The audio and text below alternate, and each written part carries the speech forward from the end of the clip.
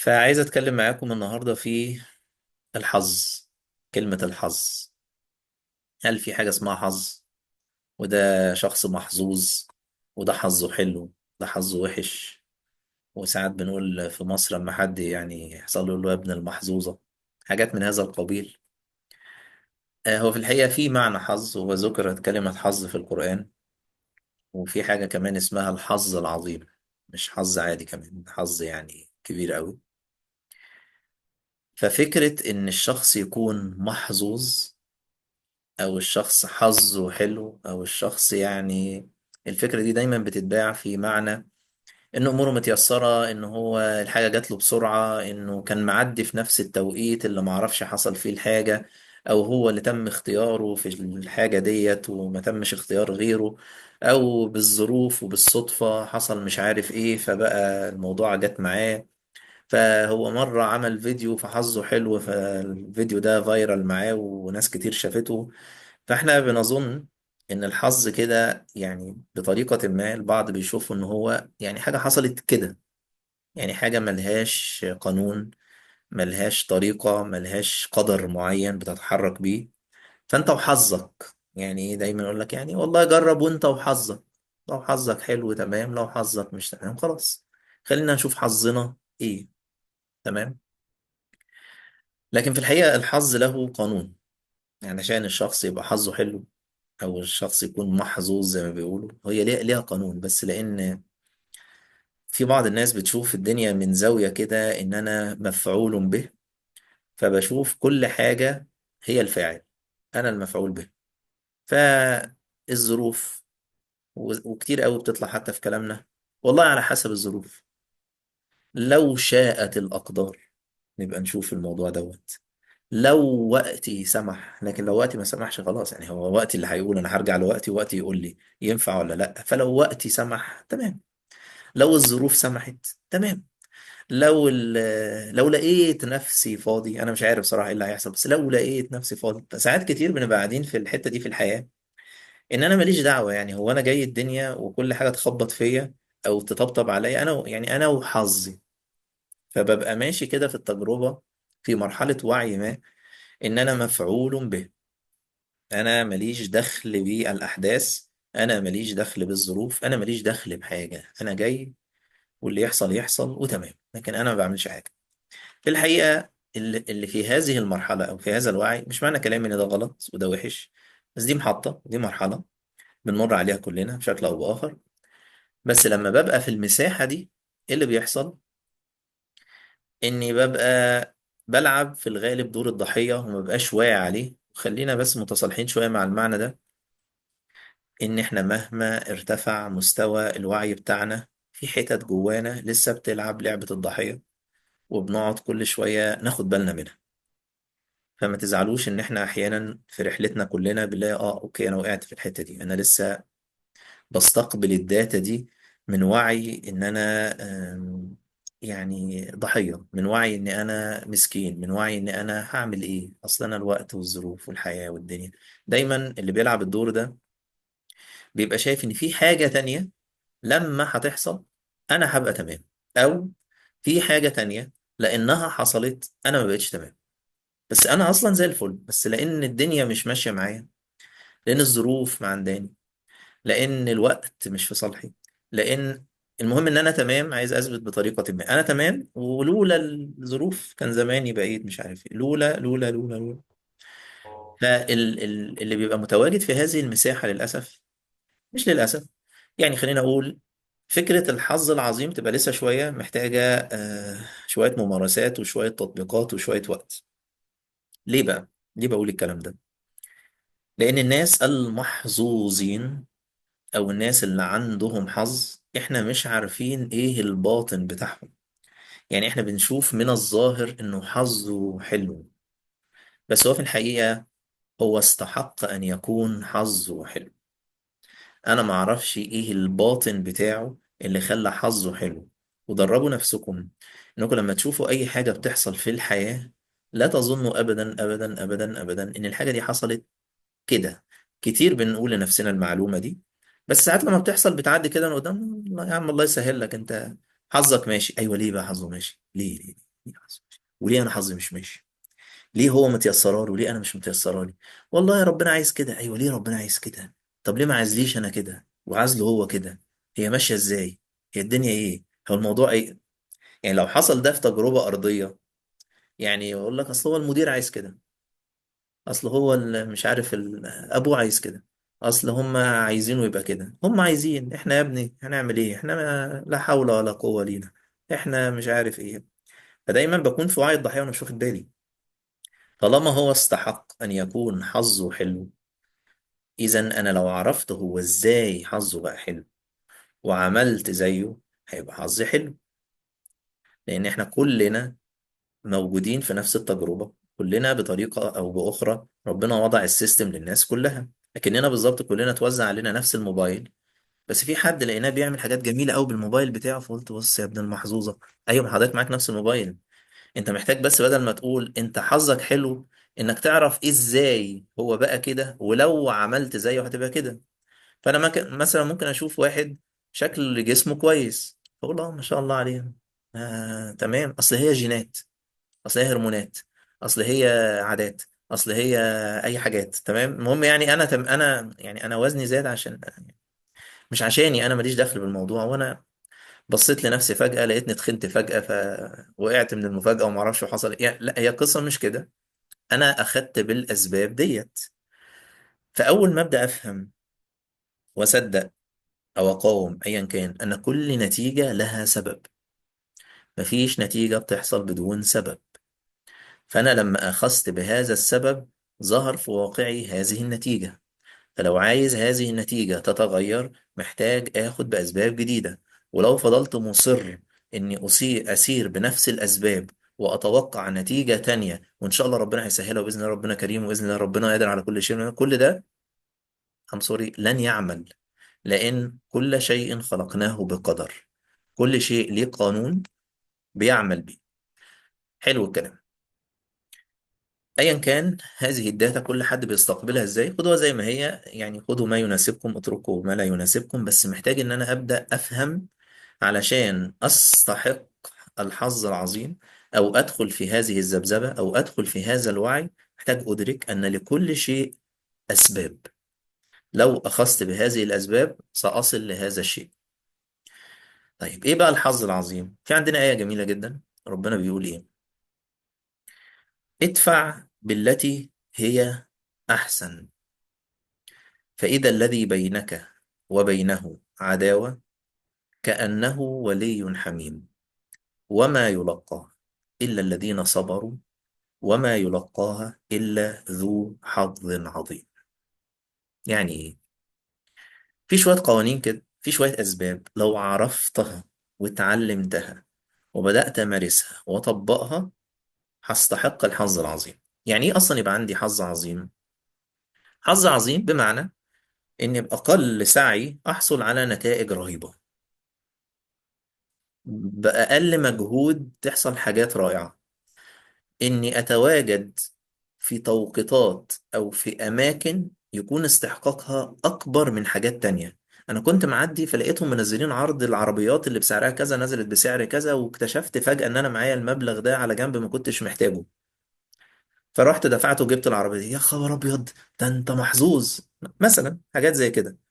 انا كنت مش عارف، ليا واحد جاري حبيبي ومش عارف ايه، واضطر انه يسافر، فقال لي بص انا ما عنديش وقت ابيع، فخد دي ليك.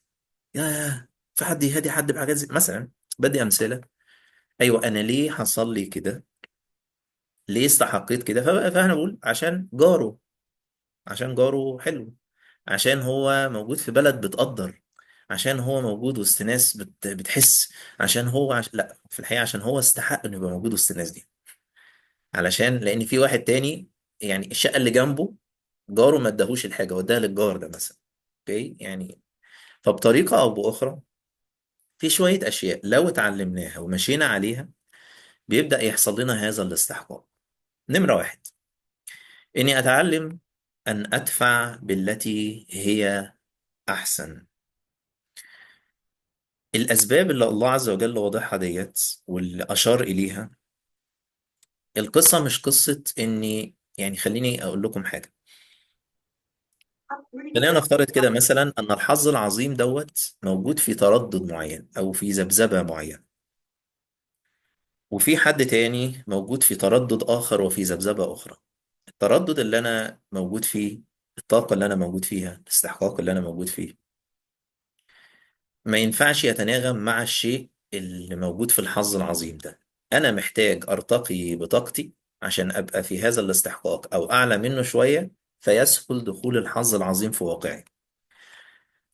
فانا بعمل حاجات معينة في حياتي، مثلا انا بدفع بالتي هي اسوأ. ده انا اللي يدوس لي على طرف انا امسح بكرامته وكرامة باهل الارض. انت ما تعرفنيش، اوكي، ده استحقاقي، انا موجود هنا. فلما بكون انا في هذه الذبذبة، فايه اللي بيحصل؟ انا حضرتك ده لو واحد بص لي بصه، ده انا اعمل واسوي فيه، انت ما تعرفش انا مين. فانا مش بدفع بالتي احسن، انا مش بدفع حتى بمثلها، ده انا بدفع بالتي هي اسوأ. يعني ايه اسوأ حاجه؟ انت ما تتوقعش انا ممكن يحصل مني ايه. ده انا ممكن اوريك سواد الليل، ده انا خليك تبات مش عارف اعمل ايه، ده انا ارعبك. اقعد اسمع، اوكي، تمام تمام. بس انا اللي انا بعمله ده، واللي انا بنويه، واللي انا بخطط له، ده بيخليني في استحقاق طاقي معين. تمام. وده بيحق عليا بسببه حاجات. فعشان اصل اول حاجه للحظ العظيم، محتاج اول ستيب اتعلمها، اني اتعلم يعني ايه ادفع بالتي هي احسن. يعني ايه ادفع بالتي هي احسن؟ مش معناه ان انا انسان عبيط واتضحك عليا والناس بقى تاخد فلوسي وانا مش ده المعنى، لان برضه بيبقى عندنا الدنيا اكستريم قوي. ان انا واعي ان دايما ايه احسن حاجه في سعتي اقدر اعملها. انا احسن حاجه دي، يعني مثلا بحب اضرب مثال، نفترض ان انا بشتري شيء وبعدين هدفع ثمن الشيء ده كاش. فالراجل قال لي والله الشيء ده استحقاقه او قيمته 100 200 وات ايفر العمله ايه. فانا بطلع الفلوس اللي معايا، فقاعد بنقي اسوأ فلوس معايا اللي قربت تتقطع او القديمه او اللي عايز اخلص منها، وبديها للشخص ده.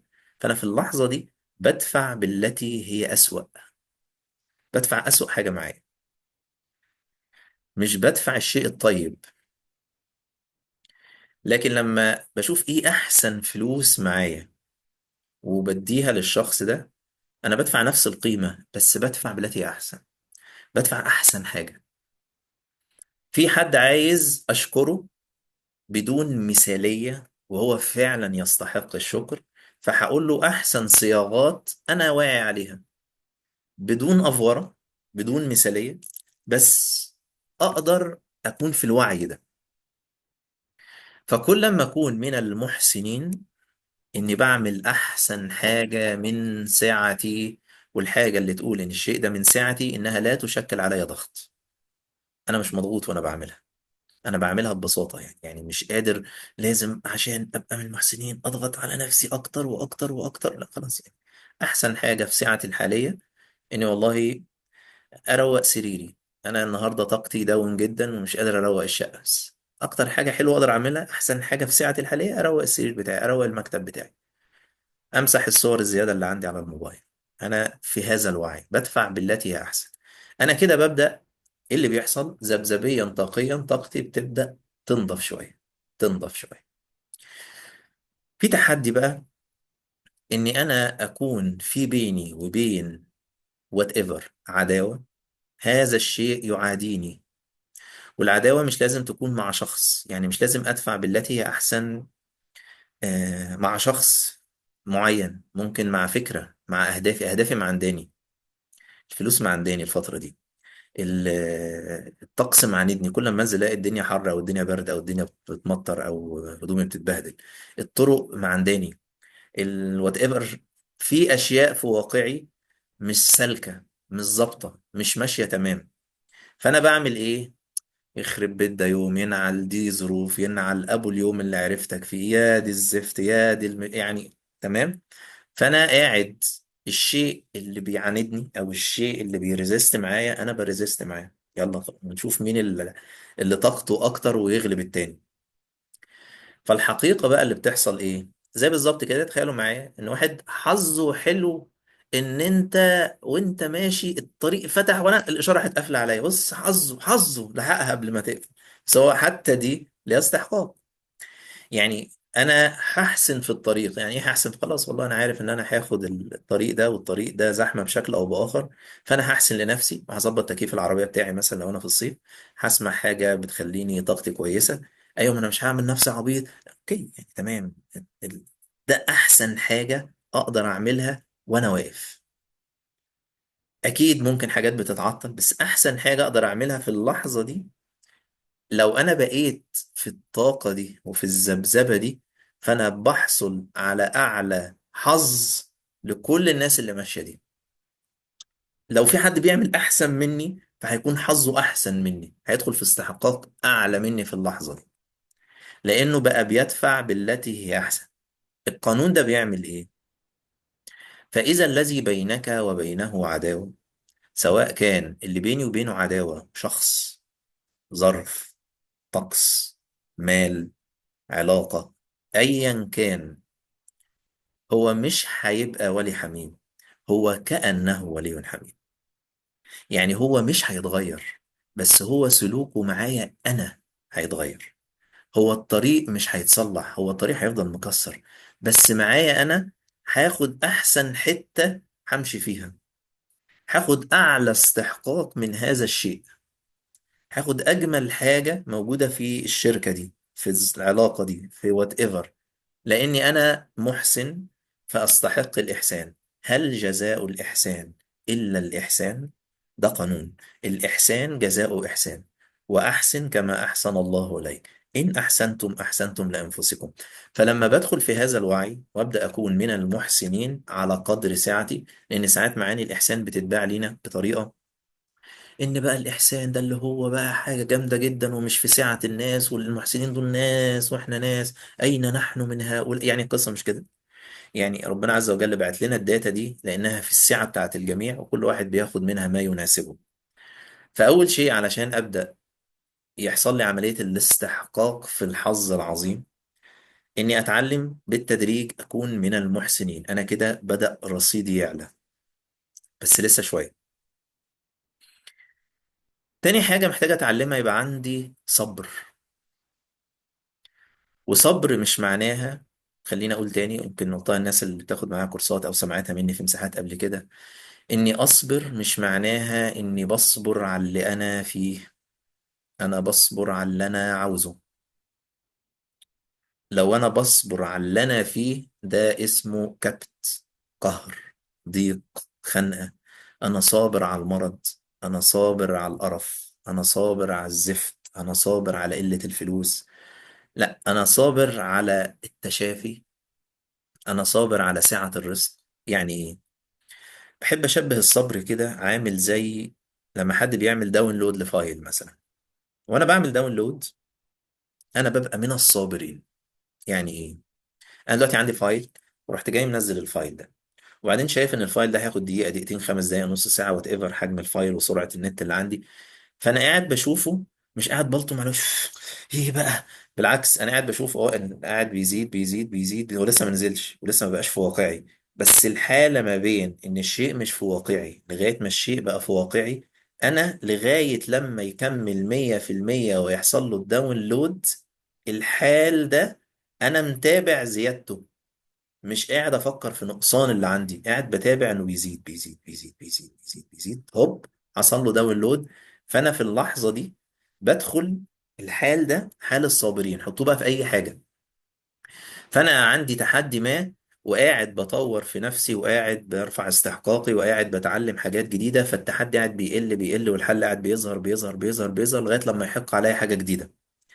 الحال ما بين ان الشيء مش موجود لغايه لما الشيء يبقى موجود، لو انا ماشي بحال الصبر على اللي انا عايزه، بدخل في وعي الصابرين. وبشر الصابرين تأتيهم البشريات الذين إذا أصابتهم مصيبة. والمصيبة مش معناها الشيء السلبي بس، المصيبة هو أي شيء يصيبني، أي شيء أصاب واقعي، ما أصابك من حسنة وما أصابك من سيئة، أيا كانت الشيء اللي بيصيبني. الذين إذا أصابتهم مصيبة، لما في شيء بيجي في واقعهم إيجابي أو سلبي، بينتبه إن أنا دائم الرجوع إلى الله. قالوا إنا لله وإنا إليه راجعون. وقالوا غير تكلموا، قالوا يعني البادي لانجوج، الحال، الطاقة بتاعتهم، الحال اللي هم عليه، إن أنا واعي، إننا في رحلة رجوع إلى هذا الإله، وإنا إليه راجعون. أولئك عليهم صلوات، تتفتح لهم اتصالات خاصة، تفتح لهم لينكات رحمة، وأولئك هم المهتدون. فلما بدخل في وعي الإحسان وبدخل في وعي الصبر، بيبدأ يتفعل في واقع الحظ العظيم. يعني إيه؟ خلينا أحطها في مثال أبسط شوية. أنا نفترض مثلا دلوقتي الناس اللي ليها في الكورة مثلا، فأنا ممكن أكون مثلا بتفرج على ماتش كورة، فلاقي راح واحد شاط الكورة معرفش ازاي، فخبطت في العارضة وخبطت في حارس المرمى وردت لواحد ملوش دخل بالموضوع، كان مدافع وواقف كده على جنب لوحده، فالكورة جت قدامه والجون فاضي فشاطها جت جون، فبقى بطل والجرايد كلها اتكلمت عنه مثلا وخدنا بيه كأس العالم ايا كان يعني. تمام، او حقق بطولة فظيعة، رغم انه ممكن ما يكونش من اللي احنا شايفينه بذل مجهود كبير في الماتش ده، بس هو كان واقف في مكان الشوطة اتشاطت وخبطت وحصل لها زاوية واتشاطت بقوة معينة وبحدة معينة وانحرفت بطريقة وخبطت واصطدمت ولفت وراحت وجا، عشان هو يكون واقف في هذا اللوكيشن المحدد اللي كله باصص في حتة والكرة هتجيله في حتة، فيلاقي المرمى مفتوح فيحطها بكل سهولة ويوصف فجاب جون. فبنقول عليه ايه؟ محظوظ، ده جون حظ، الجون ده حظ، والله العظيم حظ. وتلاقي الناس ايه تقول هو كلمة صح وغلط.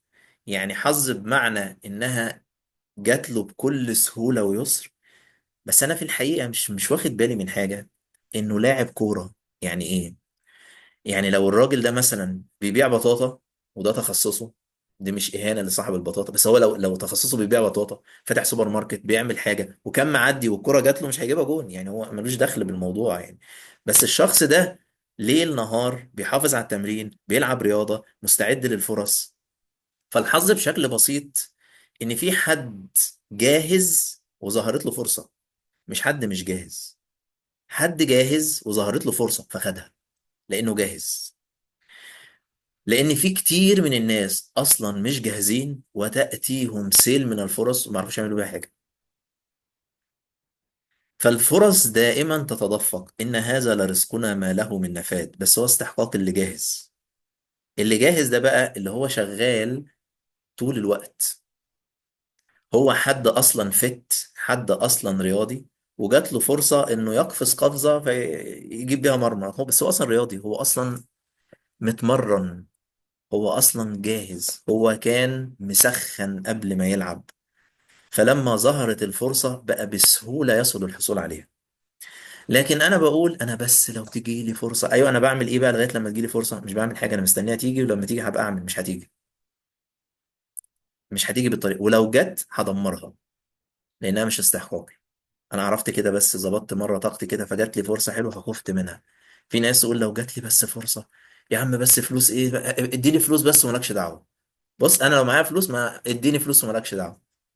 لو فتحت عليه ابواب الفلوس هيخاف، لو هو اصلا خايف. لان في معلومه خطيره جدا، الرزق يا جماعه اللي احنا بناخده بيزود اللي موجود، مش بيغيره. يعني ايه؟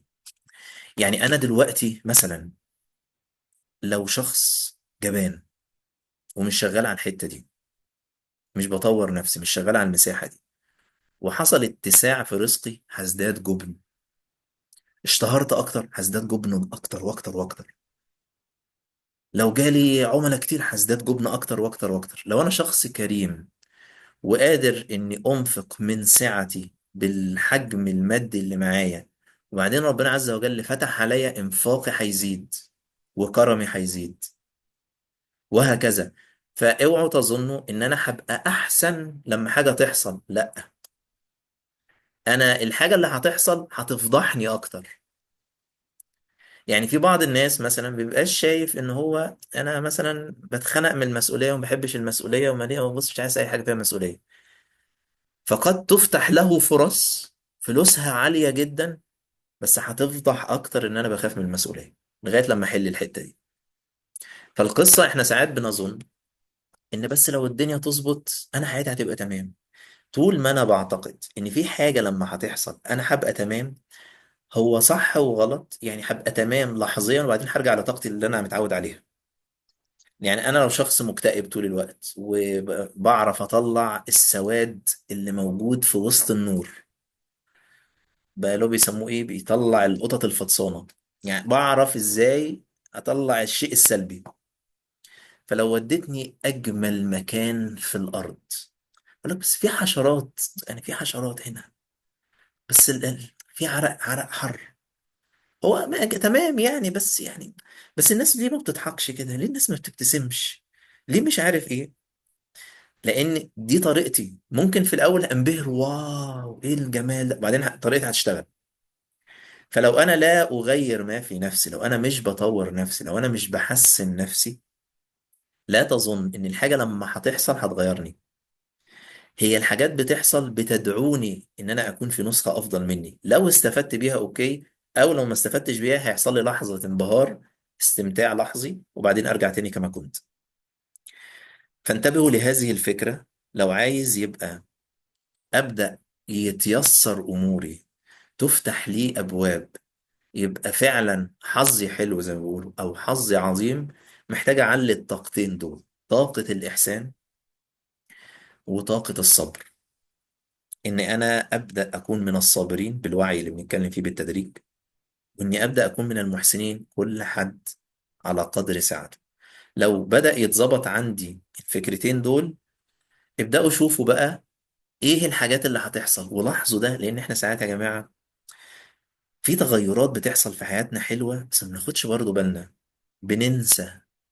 يعني مثلا شوفوا اللحظات اللي فيها حظكم بيبقى حلو، يعني اللي بيحصل فيها حاجات زي كده. ان انا دخلت في وقت في قمة الزحمة، ورحت تلاقي عربية طلعت في مكان مميز جدا عشان اركن انا مكانه، في حين ان العربيات كلها قاعدة بتلف بتدور على ركنة، وانا دخلت في وقت معين طلعت العربية في المكان ده، ورحت انا داخل ركنت. ده حظ حلو. انتبه لده، وخليك من الذاكرين لده. تذكر ده، افتكره. لان في حد طول الوقت بيبيع هذه الفكره، وكاني لو قلت ان انا الحمد لله ربنا ميسرها عليا، لا اصلك خايف ان يحصل لي حاجه. بلاش بلاش، قول قول قول قول قول وحش، قول الدنيا مش ماشيه والله اهو اهو اهو، هنعمل ايه، ماشيه تمام. يعني بخاف اني اظهر النعمة، بخاف إن أقول الحمد لله والله الواحد ربنا كرمه الفترة دي، اللهم لك الحمد، الواحد صحته كويسة والأمور كويسة، الحمد لله وصلت لكذا وعملت كذا. إني بدأت أكون من الشاكرين فأستحق الزيادة. الناس اللي بيدخلوا في الطاقات ديت ما بيتحسدوش، حتى لو الناس قاعدة تحسدهم. يعني احنا لو كلنا دخلنا دلوقتي عملنا سيرش مين اكتر واحد في العالم معاه فلوس، هنعرف اسمه، معاه شركاته ايه، ورصيده كام في البنوك، وعنده قد ايه ناس شغالين تحت ايده، وعنده بيزنس بتاعه عامل ازاي. ما بيتحسدش، بيزيد. يعني ايه؟ لانه وصل لذبذبه، ووصل لاستحقاق. طاقه الحسد ديت طاقه موجوده وحق، بس هي بتعمل في واقع معين وفي تذبذب معين. لو تجاوزت هذا التذبذب، مش معناه اني حقدي على الحسد، لا يمكن لاحد يقضي على الطاقه، لكن انا بقيت في استحقاق اخر. حتى لو حد حسد، حتى لو حد عمل شيء معين، مش هيؤثر فيك. طب اثر فيا زي الفل، فانا كنت فيك، كنت عامل نفسي ما بخافش من الحسد، وطلعت بخاف من الحسد، فمحتاج اشتغل على الحته دي واطور نفسي تمام. لانه قاعد اقول لك لا هو انا والله فاهم، بس انا خايف اعملها فبرضه اتحسد، معناه انا لسه خايف. اوكي تمام. ف بس مش الحل ان انا افضل قاعد تحت هذه الذبذبه، قاعد بقلل من نفسي وبكتم الخير اللي عندي خلاص. فانا مش هعرف ادخل في الحته دي. ولو حظي بقى حلو، مش هجيب سيره لحد. جيب سيره لحد ان احنا ربنا فتح علينا في الحج، ما حدش يجيب سيره لحد. احنا فواحدة واحدة نبدأ ندرب نفسنا على فكرة الإحسان، ندرب نفسنا على فكرة الصبر على ما نريد، مش الصبر على اللي احنا فيه. اتس اوكي ان انا اكون متناغم، راضي، متقبل، محترم، سميها زي ما انت عايز في اللي انا فيه، بس انا تركيزي وطاقتي عني على الحلول، على الارتقاء، على الاتساع من سعتي بحكمة بتدرج، وعيني شايفة الاتساع اللي قاعد يحدث بالتدريج. لو عرفت أكون في هذا التذبذب، بيبدأ أستحق ساعتها إن ربنا عز وجل يفتح لي أبواب الحظ العظيم.